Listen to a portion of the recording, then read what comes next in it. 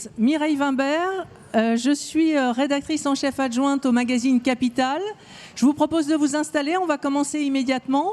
On parle maintenant de renoncement aux soins, qui est une sorte de fléau de notre système de santé.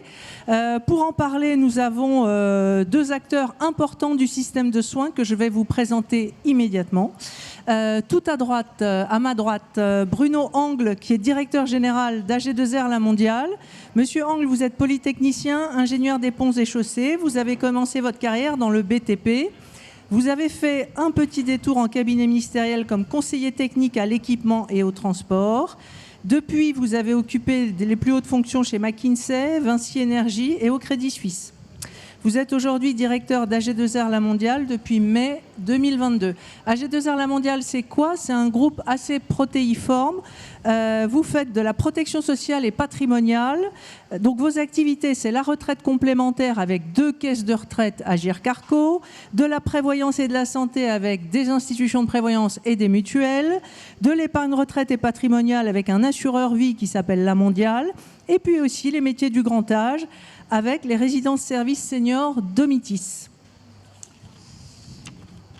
Pour vous donner la répartie, monsieur Sébastien Proto, vous êtes président exécutif du groupe Elsan. Vous êtes ancien directeur général adjoint du groupe Société Générale et vous avez été pendant 7 ans associé gérant de la banque d'affaires Rothschild & Co. Vous avez fait de longs passages en cabinet ministériel au budget et au travail sous la présidence Sarkozy. Vous êtes diplômé Sciences Po, ESSEC, ENA et vous êtes président exécutif du groupe Elsan depuis septembre 2023. Elsan, c'est le leader de l'hospitalisation privée en France. Vous comptez 28 000 collaborateurs, 7 500 médecins libéraux qui exercent au sein de vos 212 établissements de santé et centres du groupe répartis dans 60 départements. Vous prenez en charge 4,9 millions de patients par an et 2 Français sur 3 résident à moins de 40 km d'un établissement Elsan. Donc le renoncement aux soins, ça peut prendre différentes formes. On a avec nous donc 2 acteurs. Monsieur Angle qui est plutôt financeur du système de santé. Monsieur Proto qui lui est fournisseur de soins de santé. Eh bien on va leur demander pourquoi ce renoncement aux soins. On commence avec vous, monsieur Angle. Avant d'entrer dans la controverse, si on devait faire un état des lieux de ce renoncement aux soins, qui je l'ai dit prend différentes formes, ça serait quoi? Et qu'est-ce que vous voyez se dessiner pour l'avenir? Eh bien, le renoncement aux soins, c'est évidemment, chacun le constate, un phénomène d'ampleur, et c'est un phénomène d'ampleur qui a des implications à la fois sociales et sociétales. Selon une enquête récente de l'INSEE, en 2019, 30% des plus de 15 ans déclarent avoir renoncé au moins une fois aux soins au cours des 12 mois précédents. Et donc, c'est un enjeu social et sociétal puisque ça touche évidemment à la santé des Français, ça touche à la santé publique, au-delà des cas individuels, et ça touche à l'égalité sociale et géographique. Alors, il faut s'interroger évidemment sur les causes de ce renoncement aux soins. Et ces causes, elles sont, comme souvent, multiples. Et malheureusement, on craint qu'au-delà des causes que je vais détailler, ce phénomène s'aggrave à court et moyen terme. Il y a au fond 2 types de renoncement aux soins. Le premier renoncement, c'est le renoncement refus. Ça peut arriver. Il y a des gens qui rejettent le soin pour différentes raisons, soit parce qu'ils ont peur d'aller chez le médecin, soit parce que pour des questions philosophiques, voire religieuses, ils ne veulent pas être soignés. Et donc, c'est une question d'éducation à la santé. Et puis, il y a le renoncement barrière, qui est ce qui nous occupe essentiellement, je crois, dans cette controverse, qui tient à des causes structurelles et dans lequel on peut distinguer, je crois, 3 motifs principaux. Le premier, ce sont les délais. Les délais pour avoir un rendez-vous. Il y a un décalage entre la demande de soins et l'offre de soins. Chacun peut le constater et on peut mesurer l'évolution de cette tension par la densité médicale standardisée qui a baissé de 8% en 10 ans. Deuxième élément, au-delà des délais, c'est l'accessibilité géographique aux soins. Et là aussi, ça se dégrade, puisque en 10 ans, on a diminué de 4% le volume de consultations disponibles à moins de 20 minutes du domicile. C'est le cas en particulier dans certains territoires, Normandie ou Centre-Val de Loire, mais même pour ceux d'entre nous qui vivent en région parisienne et qui ont tenté d'avoir un rendez-vous de dermato, il faut compter entre 9 et 12 mois. Et puis, il y a l'accessibilité financière aux soins, qui est un troisième motif de renoncement barrière. C'est sans surprise corrélé au niveau de pouvoir d'achat des répondants. Et si on se pose la question de savoir, au-delà de cette analyse des différentes causes, comment ça peut évoluer, malheureusement, on a plutôt tendance à penser que ça va s'aggraver. Pourquoi est-ce qu'on pense que ça va s'aggraver? Parce que les renoncements dus à l'accessibilité géographique et au délai devraient s'accentuer. Pourquoi? Parce qu'on a d'une part une demande de soins qui croît, notamment du fait du vieillissement de la population, et à l'inverse, une offre de soins qui baisse, puisqu'on va avoir une baisse du nombre de médecins au moins jusqu'en 2030. Et puis, sur le volet financier, l'accessibilité financière aux soins, là aussi, on constate que ça s'est dégradé, y compris que la dérivée est négative, puisque 2022 a été la plus mauvaise année depuis le début de la mesure, qui était 2013. Ça peut s'expliquer, c'est probablement encore aggravé en 2023 du fait de l'inflation. Et donc, non seulement on a un constat d'un renoncement aux soins qui a des causes multiples, qui est relativement significatif, mais qui probablement est en train de s'aggraver. D'accord. Monsieur Proto, est-ce que vous êtes d'accord avec ce constat et comment est-ce que vous voyez évoluer les choses? Est-ce que c'est effectivement la Bérésina jusqu'en 2030? Enfin, comment on peut arranger ça? Bon, bonjour à toutes et à tous. Non, je partage beaucoup des éléments de constat de Bruno Angle. Je voudrais insister sur quelques points. Le premier, il y a le renoncement aux soins, c'est-à-dire au fond, on capitule, on abandonne. Et il y a le retard de soins. Et pour moi, les deux sujets sont très importants. Et la situation s'est dégradée sur les deux sujets. Renoncement, je ne reviens pas sur ce qu'a dit Bruno Angle. Retard de soins, pour vous donner quelques exemples, si on prend la prise en charge du cancer, entre la première consultation et le traitement, ces 5 dernières années, le délai moyen de patients qui souffrent d'un cancer a augmenté de 2 semaines. 2 semaines, quand on a un cancer, c'est considérable. Si je prends l'exemple du cancer du sein, il y a 60% des femmes aujourd'hui qui ont un cancer du sein et qui vont être, entre la première consultation et le traitement, elles ne seront pas dans les délais recommandés par les sociétés savantes. Donc il y a le renoncement aux soins et il y a le retard de soins. Il faut vraiment avoir les deux éléments en tête et les deux éléments renvoient pour partie aux mêmes causes. Deuxième sujet, sur les facteurs, sur la situation en matière de renoncement et de retard, il faut se dire qu'il n'y a pas de fatalité parce que d'autres pays ont des niveaux de renoncement aux soins plus faibles. Si vous comparez dans les moyennes européennes, en France, la statistique globale, c'est 6% de renoncement. Comparé à certains pays en Europe, en Allemagne, c'est 1%. Pourquoi? Parce que l'utilisation de l'offre médicale est plus efficiente ailleurs. Donc il n'y a pas de fatalité. Troisièmement, dans les facteurs de renoncement, je suis d'accord avec Bruno, j'appelle l'attention sur deux sujets. Dans le renoncement choisi, il y a quelque chose, moi, que je trouve vraiment très préoccupant, c'est la désinformation, notamment sur les réseaux sociaux. Je reprends l'exemple du cancer du sein. Ça fait plusieurs années que le dépistage régresse, paradoxalement. Pourquoi? Parce que quand vous allez sur les réseaux sociaux, il y a une attaque en règle contre la mammographie. Ça a beaucoup de conséquences. Vous avez beaucoup de femmes qui maintenant cessent de faire des mammographies. C'est une forme de renoncement aux soins, mais c'est choisi. Il faut la combattre. Et puis vous avez le renoncement subi. Bruno l'a rappelé, il y a plusieurs facteurs. Je considère à titre personnel que le facteur économique n'est pas le sujet principal. Le reste à charge en France est le plus bas de l'OCDE. Oui. Le plus bas de l'OCDE. En revanche, les facteurs liés à l'offre de médecins sont les plus importants, l'organisation générale du système. Et cette situation, elle va au moins durer jusqu'à 2030 pour des raisons de démographie médicale. Je le redis, il n'y a pas de fatalité, on en parlera, il y a des solutions. Mais pour moi, vraiment, le facteur explicatif premier, c'est l'inégalité d'accès à une démographie médicale qui s'est inversée ces dernières années et ça va continuer. Par exemple, on a quand même 25% des généralistes qui partent à la retraite d'ici 2030. C'est quand même un élément notable à garder en tête. Vous parlez justement de cette gratuité, vous dites effectivement qu'elle ne peut pas tout expliquer. Qu'est-ce qu'on peut changer justement? Qu'est-ce qu'on peut faire en termes d'offres de soins pour améliorer les choses? Pour être très rapide, le renoncement aux soins comme le retard de soins, ce sont des sujets profonds d'inégalité territoriale, d'inégalité au sein de la population française, avec des conséquences sanitaires, des conséquences pour l'efficacité du système de santé français et des conséquences politiques. Si vous analysez le vote des extrêmes, le sujet de l'incapacité d'accès rapide à la santé est l'un des éléments politiques majeurs. L'inégalité en matière d'accès aux soins, vous la voyez dans les chiffres.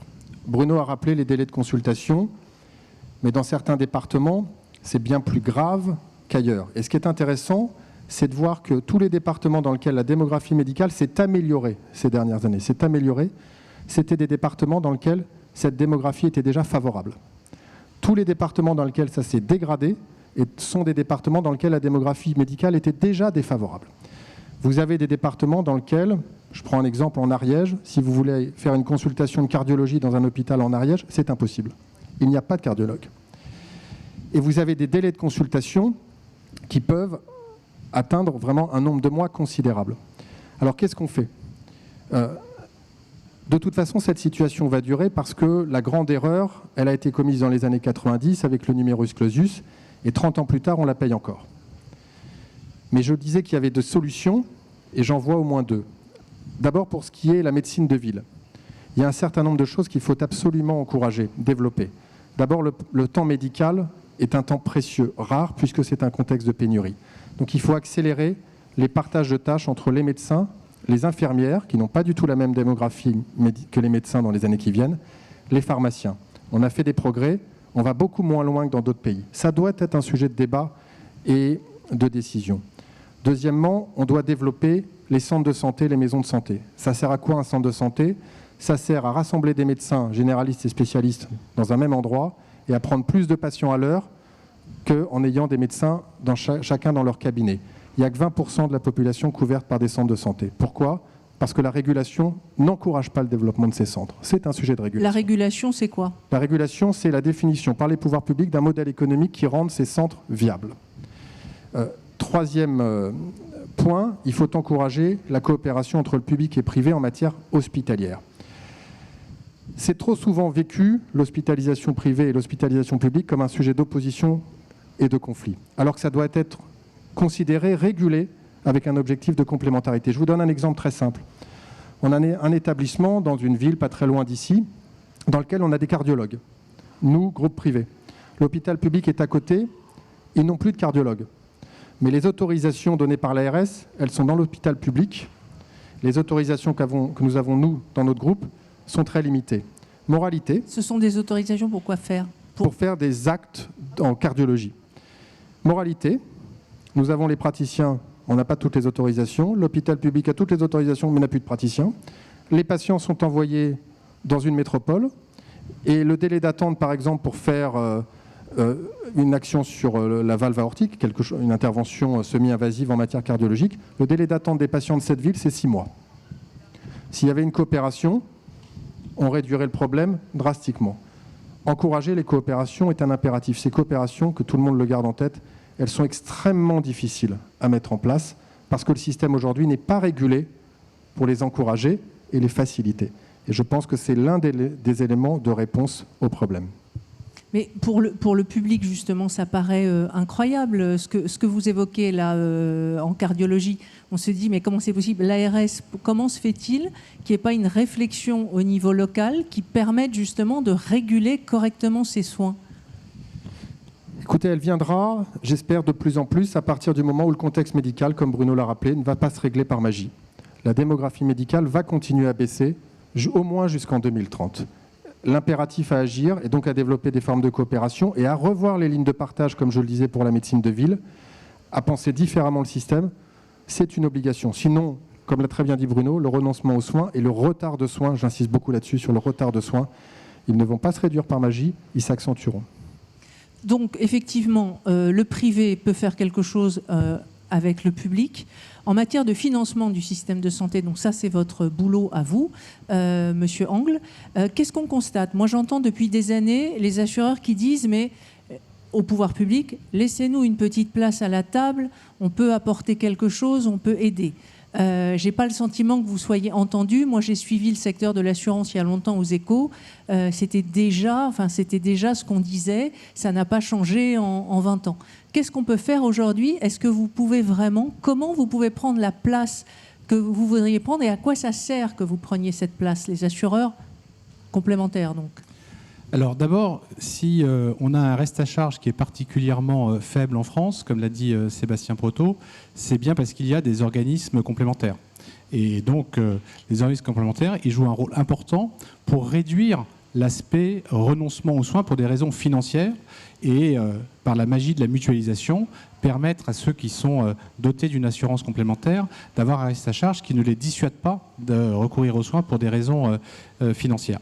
Deuxième élément, effectivement, ce qui a été très bien décrit par Sébastien sur une certaine absurdité entre l'hôpital public et l'hôpital privé, on le retrouve malheureusement aussi dans le dialogue entre la sécurité sociale et les organismes complémentaires en matière de santé. Et vous parliez d'avoir une petite place à la table, je pense que ça va au-delà de ça. Je pense qu'il ne faut pas simplement être à la table, il faut qu'on se mette dans un état d'esprit où, entre la sécurité sociale et les organismes complémentaires, on est mentalement du même côté de la table. Il ne s'agit pas de se mettre dans une logique où on va négocier pied à pied sur telle ou telle catégorie de remboursement. Est-ce que c'est la Sécu? Est-ce que c'est les mutuelles? Parce que de toute façon, ce jeu-là, on le connaît assez bien.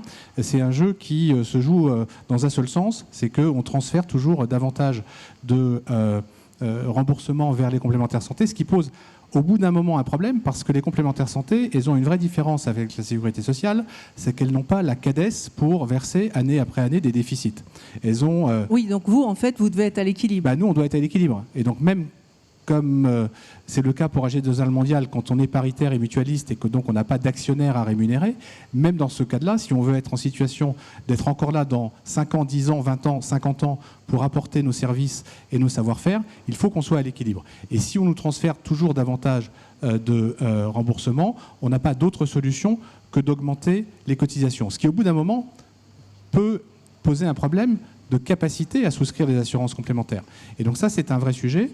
Et donc moi, j'ai déjà eu l'occasion de faire quelques appels un peu solennels en direction des pouvoirs publics pour dire arrêtons de se repasser le mistigris des dépenses de santé, mettons-nous mentalement du même côté de la table, travaillons ensemble. Il y a suffisamment de gens intelligents du côté de la sécurité sociale et je veux croire qu'il y a aussi un certain nombre de gens intelligents du côté des organismes complémentaires.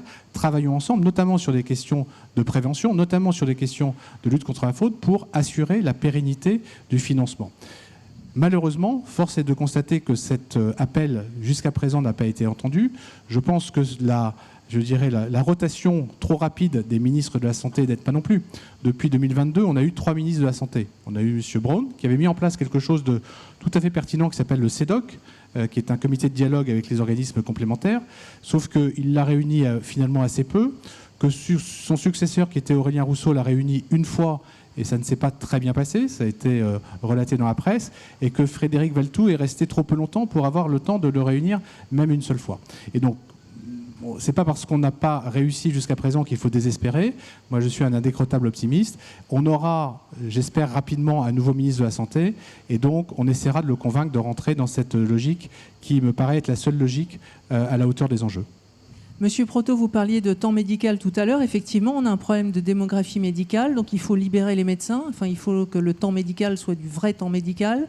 On a fait effectivement, le premier gouvernement Macron, je crois, a supprimé, ou en tout cas largement desserré le numerus clausus. Mais en effet, il faut 10 ans pour former un médecin, ce qui nous amène au 2030 dont vous parlez. D'ici là, on fait comment alors? Qu'est-ce qu'on fait pour faire avancer les choses? Comment on fait? C'est ce que j'indiquais tout à l'heure, on modifie les lignes de partage entre ce que fait un médecin, ce que fait une infirmière, ce que fait une sage-femme. Ça a progressé, les infirmières, elles jouent un rôle de plus en plus important de coordination dans la prise en charge des maladies chroniques, mais les comparaisons avec les pays étrangers montrent qu'on peut aller plus loin. Ça ne veut pas dire que ce sont des sujets faciles, notamment avec la mutualité médicale, ce sont des sujets difficiles, mais ce contexte de pénurie, il est là, il a énormément de conséquences. Dans les conséquences, il y en a deux que je voudrais rappeler. D'abord, à partir du moment où vous avez beaucoup de mal à accéder à un médecin généraliste ou spécialiste, en particulier généraliste, vous allez beaucoup plus aux urgences, donc vous engorgez l'hospitalisation publique. On a dans le groupe des établissements dans des territoires dans lesquels il n'y a plus de médecins généralistes, où les derniers partent à la retraite. On a des populations âgées. Le réflexe immédiat, c'est d'aller aux urgences, qui ne sont pas faites pour ça.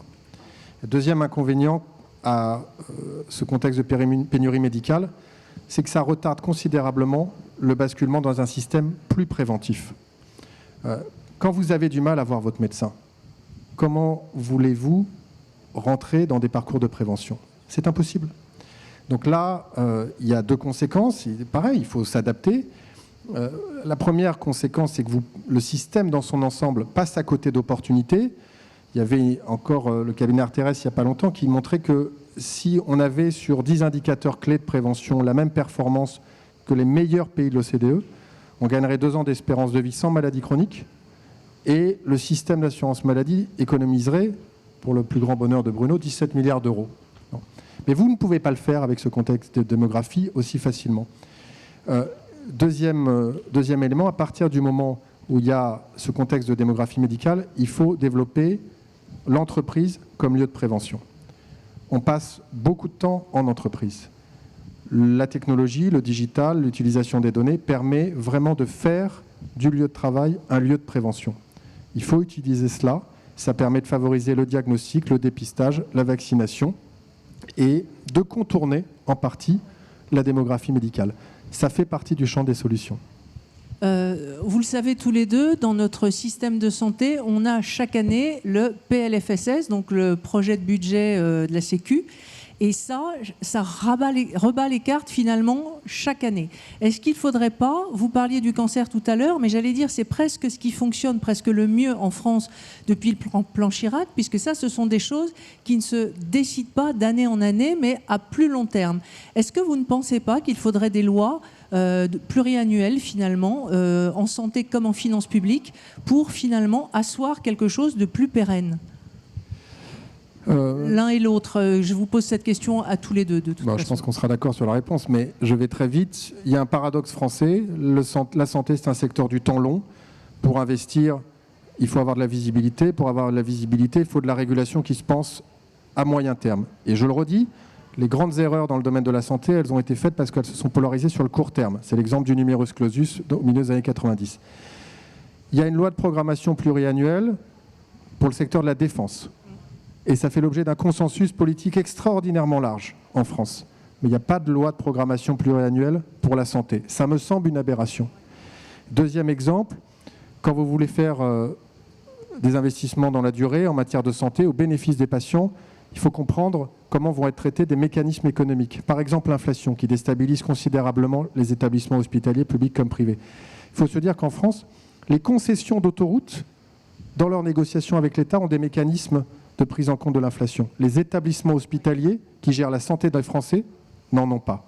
Pareil, ça me semble être des mécanismes de régulation largement à revoir. Monsieur Angle ? Alors sur le parallèle avec les autoroutes, je suis assez d'accord parce que c'est un sujet que je connais bien par ailleurs.